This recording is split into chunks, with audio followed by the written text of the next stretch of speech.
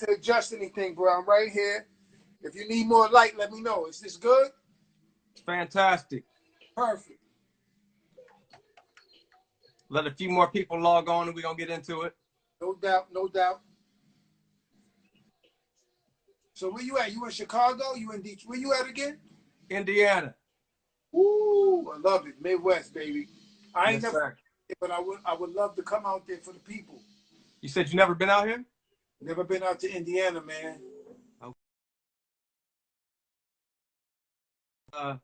Minnesota that way years ago. But I got a question for you from one of my friends about one of those shows that you did up there. That was back in '95. Where was the show at? St. Paul, Minnesota. Ooh, damn, He's got a memory for you, so we'll ask. Okay, you ready to get into it? Yes, sir. Let's do it. All right. First and foremost, this is episode number 4, Quarantine Sessions. My guest tonight is Al Skratch. You know him from the group Illinois Skratch. Right now, we got the coronavirus going on. Briefly tell everybody how that has affected you so far this year. So far this year, I was just talking to one of my guys earlier, man. This has been like, as far as my life, man, the worst year, and it's only April, that I've known in regards to people close to me, even externally, that's passing away.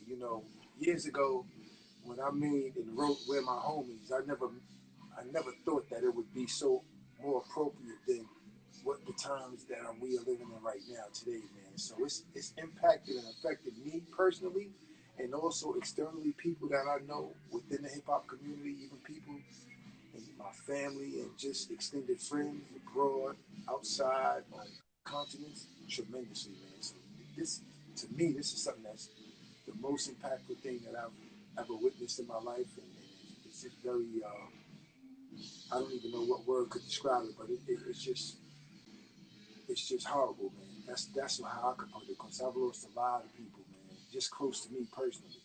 Horrible. So from this point on, how does Al Skratch move and plan for the future? Because you can see now that the touring has stopped. People can't move and make money like they used to. There's almost no need for the lighting man no more. There's almost no need for the bartenders. How does Al Skratch move on and plan his future as far as music goes? Well, it's ironic that you posed that question, because just earlier today, a few hours ago, I was talking to my manager over in Paris, and we were talking about ways where we could generate other streams of income. And I think that it is going to be tough. It's going to be impact and a pause in regards to live shows and performances and touring and just moving around the globe as what we used to doing. But however, we can create, I think, some more innovative ways for us to be more creative and artistic in regards to generating and monetizing what it is that we call our craft. It's hip hop, and hip hop, as you always know, is something that evolves and creates out of poverty, out of disenfranchisement, to where you don't have the opportunity. That's something that hip hop has always created, and then to become a multi-billion-dollar industry, I think that hip hop will survive. Which ways it's going to survive, we don't really know as of right now. But I think just one idea, I don't want to let it go, but it's something where pay-per-view or just other things where we could mentally create a situation to where, even though I can't physically, or other artists can't physically be with you, but even what we're doing tonight, is a means to where, people may want to actually pay 50 cents, $1, whatever it is. I'm just hypothetically using a number, but to be engaged with something that is so culturally impactful in their life, in their livelihood, they may want to say, okay, we could pay $1 or $10 to see what, Al Skratch is doing tonight, or whoever is doing tonight. So that's a great question, and it's still it's untapped territory, but it's something that we have to yet expose going into the future. So I don't have the direct answer for it, but I'm pretty sure that as a community in hip hop, we will come up with the answer for that. Can you speak? Can you come a little closer? People said they can barely hear you. All right. I could talk louder though, cause listen, man, I ain't trying. You know what I'm saying? I'm from Brooklyn. Yo, listen, dog. What's up? Y'all need me to talk louder?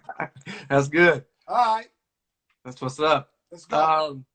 Speaking of this virus, man, what do you think musically, how the music's going to change as far as subject matter? I always ask my guests this, and like I said, there's no need to write about the flashy stuff anymore because nobody cares. Everybody's in the house. You can't show it off. How do you think music's going to change? And will it bring the real artists out and those who've been living that lifestyle? What do you think is going to happen to them? Well, I think that that's a great question, but I think that the real artists have always been present. I just think that a lot of times with the corporations and the finances, they have exposed the artists who may not be what we call over here probably relevant in regards to the formula, which is we all know is art imitates life. So for artists who always exposed and reported and documented what's going on in natural life, it's just going to rise to the surface. So I don't think that it's going to change. I just think that the finances that were being used and utilized to promote something that they thought the general public wanted, that's not really what hip hop was about. That was something that was created and imposed on the people. Something where we could document and talk about the actuality of what's going on in our life.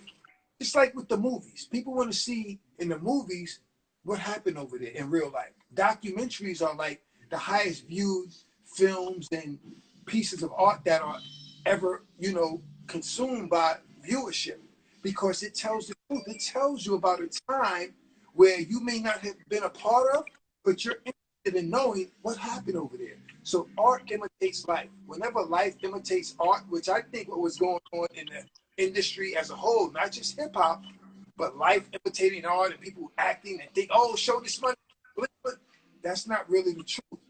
It's a part of the truth, but it's not really what the masses of people who are living in poverty need to see to be inspired. So that's what I think is going to come up out of this, that we're going to go back where hip hop, where it was originally created in the Bronx out of poverty, when they had to steal electricity from a lamppost and create something out of 2 turntables and 2 records, create a beat out of a piece of a record that was just a portion of it and create something that was a vibration that stimulated positive energy.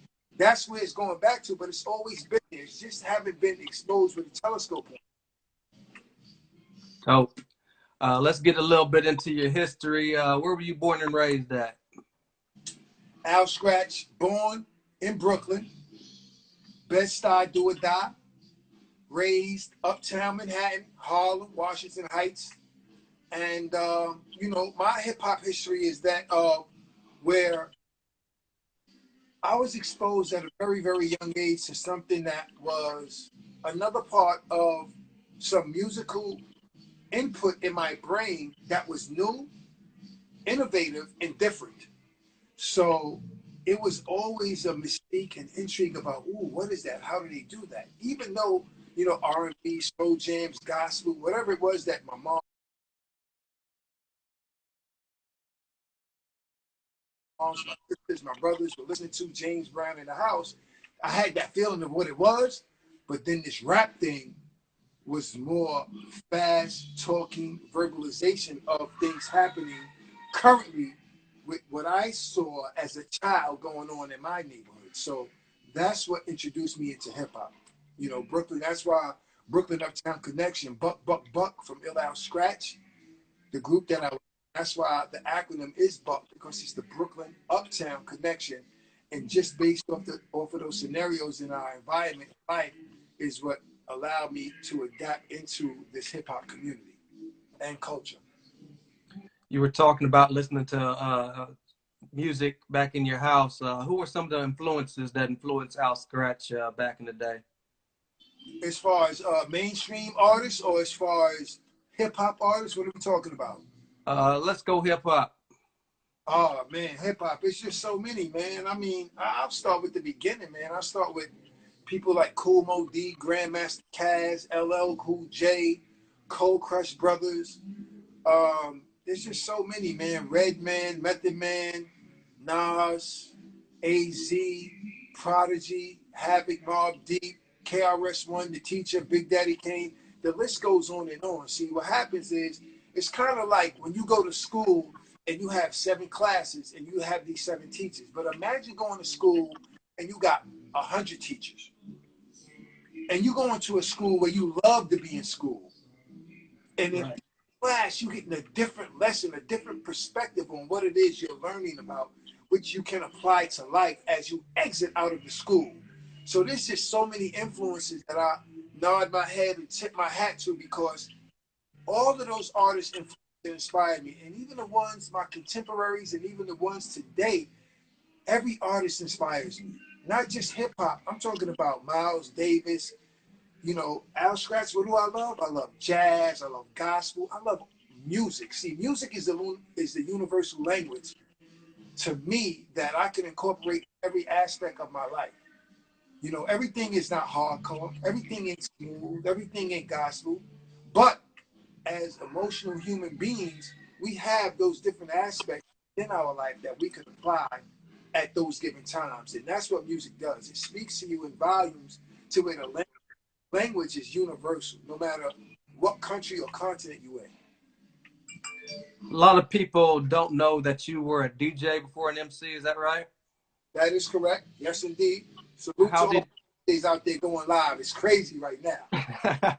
How did you initially get into DJing? Well, I got into DJing once again through admiring and just seeing, you know, the older guys in the neighborhood spinning records and carrying their crates, being involved into a situation where it was like, you know, how do you do that? How do you extend that beat right there? And how do you know how to time the record to time with that record and just pitch control? All of those things as a young child, you don't see the different, you know, features and functionalities and operations behind the mix board and the turntable. But growing up into it and seeing it, and certain DJs giving you lessons and allowing you to be exposed to what it is, how it's done, that's where I got my inspiration. One DJ I know, DJ Lord, my man from the block, 156, you know what I mean, on Broadway, between Broadway and Riverside. You know, before I could afford my own equipment, he had equipment, and I would always go to his house. He would be doing this thing with records, and then he would let me get a time after he finished doing his thing where I could get on and practice and try to get nice. So it becomes a situation where each one teach one, you know? And back then, a lot of DJs, depending on who they were, didn't want you to know, didn't want you to learn. But there were certain DJs who did not mind if you got on and you played their, you know, records out of their crates and you used their equipment. But that was something where I took as an inspiration to want to get my own, you know? So DJs inspired me way back then, because when you heard certain records being played in a party and the reaction of the people, that's what stimulated me. You know, just being a guy who loves music and then seeing the reaction that the crowd had on certain records being played and how you brought it in is what inspired me to be a DJ. How did you get with the guys and form the Party Posse? How did I do what? What, say that again? How did you link up with the guys and form the group, the Party Posse? Oh, man, those are my guys, man. Ted, Randy, you know what I mean? LRC, Lord, Rhythm Composer. Those were the guys from down the block, you know? And just being a neighborhood kid, you know, running up and down the block, trying to be positive, not trying to be involved with other things and activities that were happening in and around our circle, you gravitate towards people who are positive. Those positive energies and vibrations seem to kind of match and link up somehow, some way, shape, or form, whether it's the universe or just karma or whatever it is. That's how I linked up with them. So I saw those guys having a passion for what it is I had a passion for. The only thing is, back then, I wasn't an MC. I was the DJ. So I became the DJ for the Party Posse. And throughout being a DJ for the Party Posse, even though I had my own notebook and wrote my rhymes, everybody write rhymes or poems, whatever it is, but you don't expose that to everybody when you just writing it to yourself. So once things happen and it kind of, you know, one member went this way, one member went that way, you start elevating to the forefront, and that's where my lyrics and my rhymes started becoming part of Al Skratch, what everybody knows today. But Party Posse is definitely the beginning of where I became a part of the music industry, business-wise, that everybody knows about. At what point did you guys get to deal with Jive Records? Jive Records, man, that was way back, man. You did your history, bro. Definitely. You did your history. Jive Records, that was, I think I was fresh out of high school, or I think I wasn't even out of high school at that point, is when we got that deal with Jive Records. But it was an honor being on Jive Records, which was a major label. And I tip my hat to people that got us to that point, because, you know, with hip hop back then, you wasn't just somebody who was gonna get a major deal. You got to come through a certain process and format to where you have to be walked into an office. And if you walked into an office, it's validated and justified, and you credible in regards to being an artist that's going to be successful. So I appreciate the fact that Jive Records gave me the opportunity to go in there, and then years later working with people like Shaq, who was on certain records, and, you know, just other artists like this one. It was an honor, and it's very humbling to know that I started out initially with a group on a major label, and that was the start of my career. At what point did you get the itch to write? Because you was a DJ around this time. So when did you start to become an MC? MC. I would say, see, because the MC is somebody who I always wrote. I always thought I could, you know, rhyme. But now to be an MC is where you have no fear, and you can be in an audience or a crowd or a situation to where when you rhyme, you controlling that crowd. So I won't say I was an MC until maybe like, I would say like 93, 94, 95. Like right when I got with Ill, that's when my MCing skills, you know, were exposed to the public. Now, behind the scenes, I always felt like I was an MC. I could do it because as a DJ, I'm controlling it.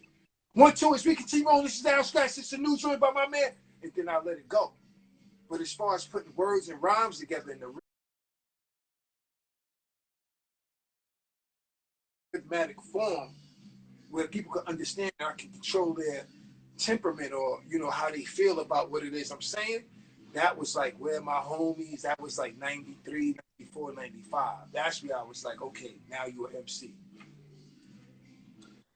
Before you got with Big L, you was in a group called Al and Ted Experience. Al and Ted Experience, yes indeed, my brother.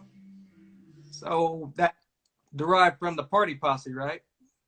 Well, yeah, that was one Party Posse who he and I got together after all of the other members disbanded, and we went into a situation where we had a major label deal, and we executed on a record. We had a single called Boom This in Your Vehicle, me and my man Ted Love, and we were called the Al and Ted Experience. That lasted for a short amount of time. Then some unforeseen circumstances occurred, and that's when, you know, that group was no longer functioning.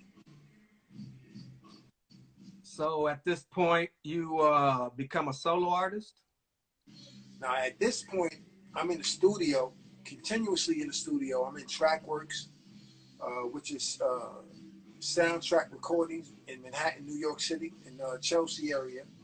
But I'm working with a producer by the name of LG from Lafayette Gardens. His brother is Easy Mo B, who produced Big, Craig Mack, a lot of other artists. And I did a demo with my man Big Ill, because LG was producing Ill and trying to get Ill a situation at a label. And based off of my current situation with a label, I still had a deal on the table, and my prior partner Ted was no longer available to, you know, fulfill that obligation. Ill and I did a few songs, and the label felt we were strong enough as a group to represent something that they felt could be presented to the public, and that's what happened. That's what occurred out of that. Dope.